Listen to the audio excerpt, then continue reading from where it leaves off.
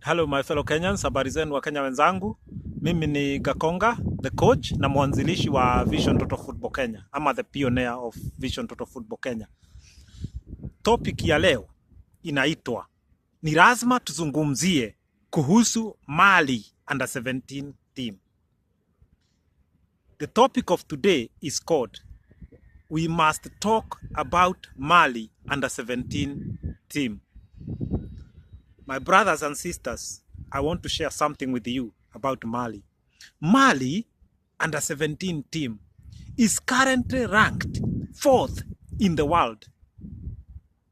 Not in Africa, my brothers and sisters, is 4th in the world. Mali. You know, U17 World Cup that happened last year. Mali played against Brazil. And Spain played against England. Therefore, Mali and Brazil played against each other. Brazil was finished number 3 in that World Cup. Mali, position 4. So right now, Mali is position 4 in the world. Mali, senior team, the national team of Mali, is ranked number 6 in Africa. That is Mali. Mali economy. Mali is 5 times poor compared to Kenya. Therefore, Kenya is rich 5 times compared to Mali. And that's kainchi kadogo, wako kainchi ka West Africa huko. Imagine that. So, we have under-17 England, we have Spain, then we have Brazil, and Mali is there, ranked there with the mightiest. So our under-17 must learn from this.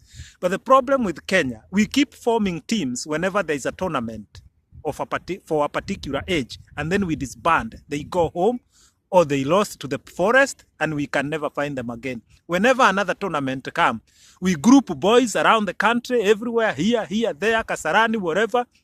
We line them up. We select them, go in the media and say, oh, we are making a team, a youth team. This is nonsense. It's waste of time. It's giving hope, false hope to the youth. It's a mockery to youngsters, and we must change.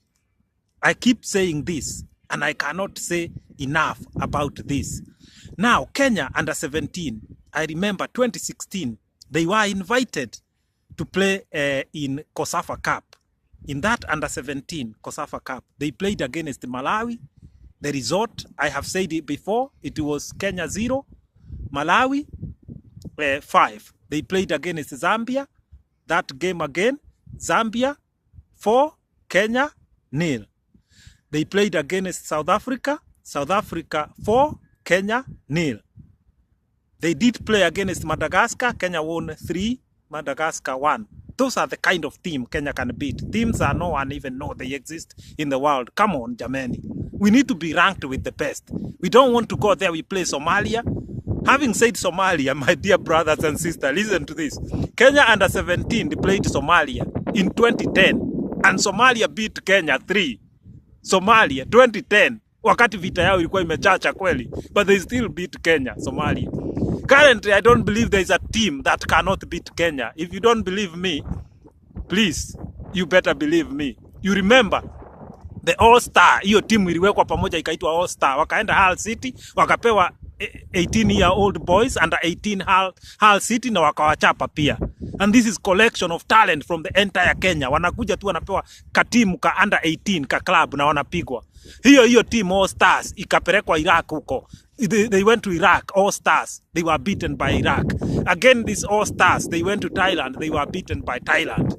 These All Stars. I remember the boys that I talked about, the under-17, that team which was formed in 2016. It was called the Rising Stars. After they were beaten like this, they went to play there with the current technical director, Andreas Piers, the German technical director in Kenya, working with the FKF right now. So they went there for COSAFA. And they said they have learned something. They are going to change how football is played. Things are going to be good for Kenya going forward. Now, only 2 weeks ago, we needed a team. Kenya needed an under-20 team. And you see, again, they grouped boys in Kasarani to do scouting. And some of the boys came through Chapadimba tournament, which is a Safaricom tournament around the country. FKF wakaenda huko kuscout huyu na yule. Whenever something is there and it's easier for them, they jump in, they scout this one and this one. They bring them in Kasarani plus few others from different secondary schools. Now there's a team called Rising Stars again. So we had a team under 17, 2016 called Rising Stars.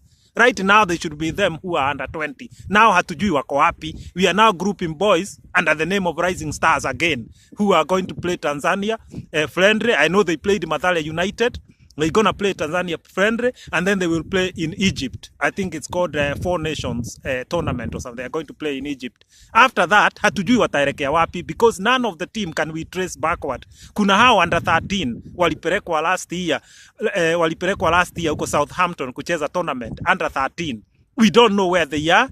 We can't trace them, because even those under 17 who are playing that huko Kosafa, we cannot trace them right now. So whenever we need another 20, we are now back down to scouting. Jameni, we should already have all these youth teams playing friendlies all over places and in Europe, gaining talent so that they can play for the senior team. Harambee Star is suffering because of the lack of youth football development. It is contributing to the failure of Harambee Stars. We keep blaming wazee ambao wanacheza Harambee Stars. Wanalitaya, wanaenda, wanalitaya, but we are not recruiting youth teams. It doesn't go like that. If you want to build a building, you must start from the foundation, then you go up. Please, jameni, we must sort our football issue so that people like me cannot just keep talking about it. We need to reform it so we can start doing what is right. So people like me can contribute in coaching and in helping in what I can, rather than addressing issues. The issues have been here for so many years, but I have to start here. Wakenya wenzangu, we all have to start here so that we can rebuild. But let us not just talk and watch this YouTube like a cinema. Let us put our minds together, we soul search together collectively, we sort our problem.